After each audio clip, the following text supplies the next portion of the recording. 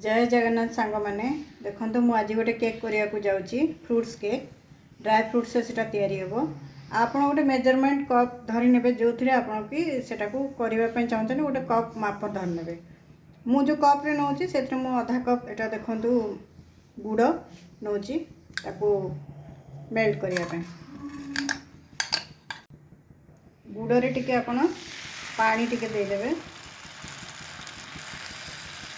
2-3 चम्मच पानी देदेवे मेल्ट करने देखो मुझे जो ड्राई फ्रूट्स नहीं से आप सब प्रकार नहीं पारे काजू किशमिश आउ टूटी फ्रूटी आपणकर आलमंड आ खजूर सब प्रकार मो घरे जहाँ थिला आउ से सब मो ड्राई फ्रूट्स नहीं देखो ये गुड़टा फुटी आसला ये मुझे पकईदेवी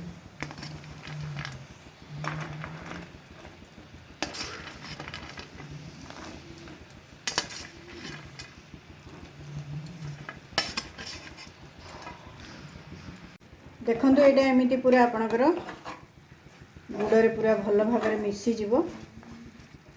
सब ड्राई फ्रूट्स गुला भी टिके नरम हो फुलीज ये आप देखो मुझे रखीदे ठंडा हाँपाई ये पूरा आपणकर पूरा किसी समय छाड़देवे ताको देखो मु 2टा ऑरेंज रो जूस काढ़ी ताकू ये जो ड्राई फ्रूट्स जो मु गुड़े ये करी ये पूरा भल भाव ठंडा हो जावा दरकार आप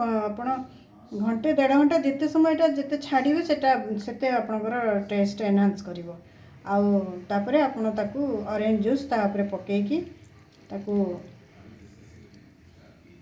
गोले देवे भल कि ताकू मिसई देवे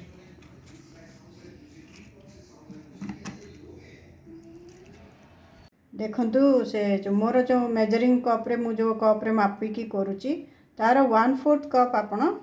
तेल नेबे कि आपण बटर भी नहीं पारे तेल भी नहीं पारे जहाँ आपणकर चॉइस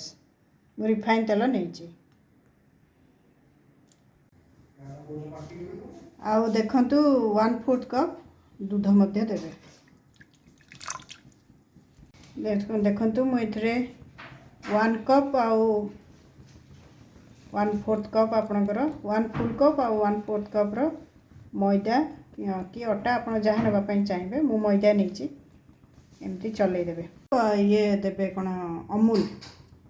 अमूल मिल्क पाउडर आपड़ देवे ताको मध्य चल देवे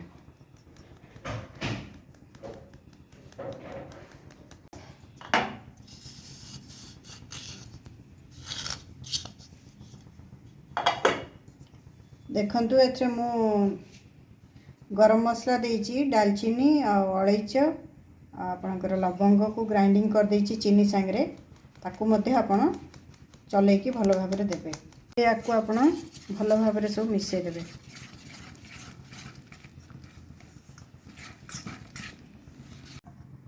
या सांगरे ड्राई फ्रूट्स मध्य मिसई देबे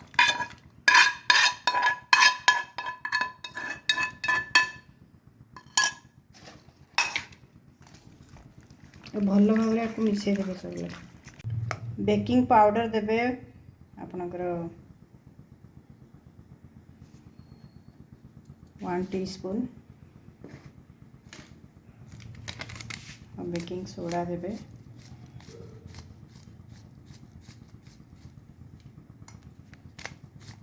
हाफ टीस्पून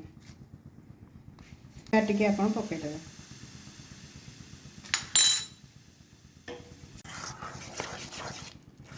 खाइबा सोडा आपणकर बेकिंग पाउडर और विनेगार पकईला परे सेटा एमती ये हो तापर सांगे सांगे आपन ताको ये पकईदेवे ये आपन को पेपर रेडी कर रखा पड़ो बटर पेपर से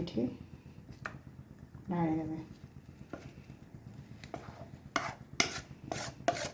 तापरे आपन जहाँ ड्राई फ्रूट्स थी तापरे आपन पकईदेवे